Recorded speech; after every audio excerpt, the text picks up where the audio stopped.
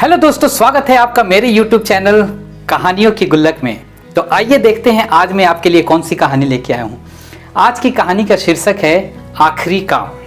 तो आइए इस कहानी को स्टार्ट करते हैं। एक बार एक शहर में एक बूढ़ा कारपेंटर रहता था और वो कारपेंटर लोगों के लिए तरह तरह की लकड़ियों का घर बनाया करता था और उसकी कारीगरी इतनी अच्छी थी कि आसपास के दूर दूर के शहरों में उसका बड़ा ही नाम था।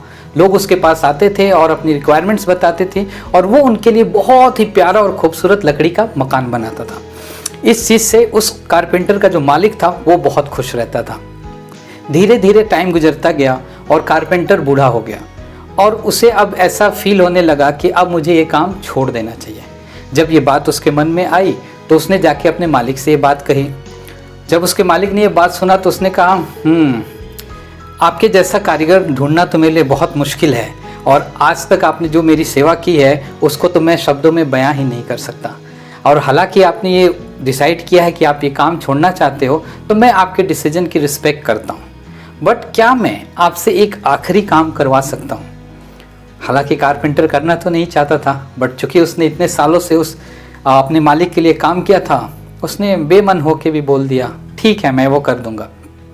फिर कारपेंटर के मालिक ने बोला, तो मेरा आखिरी काम है कि तुम्हें एक आखिरी लकड़ी का घर बनाना है। और ये कह के उसने उसको उस लकड़ी के मकान की जो कीमत थी बनाने की वो पहले से ही दे दी। वो कीमत लेके कारपेंटर अपने घर चला गया।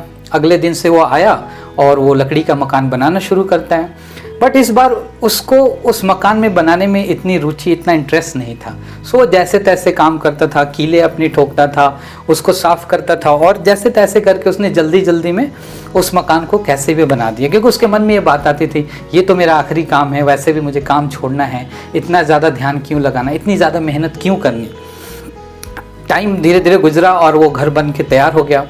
फिर जब घर बन के तैयार हुआ तो वो कारपेंटर अपने मालिक के पास गया और बोला, मालिक जैसा कि आपसे मैंने कहा था कि मैं आपका आखिरी काम कर दूंगा, तो ये लीजिए उस मकान की चाबी, आपका मकान बन के तैयार है।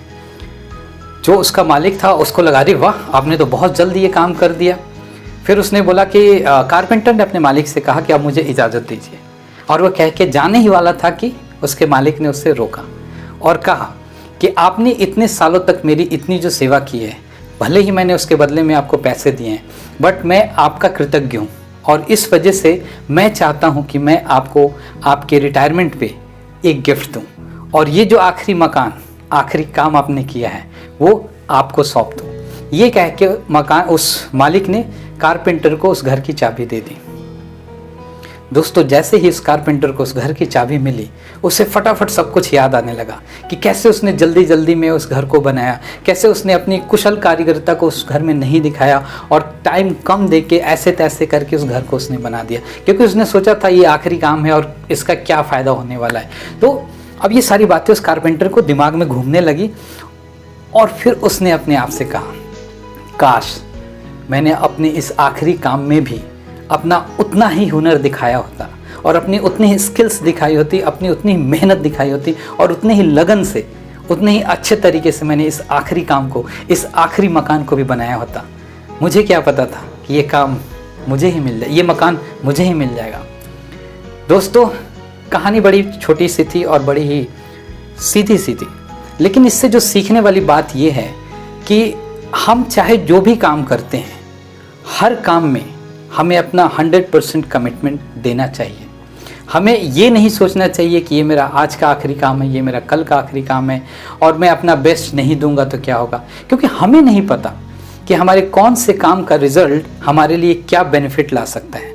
और ये भी कहा जाता है कि आपकी अपनी पहचान आपके काम से होती है।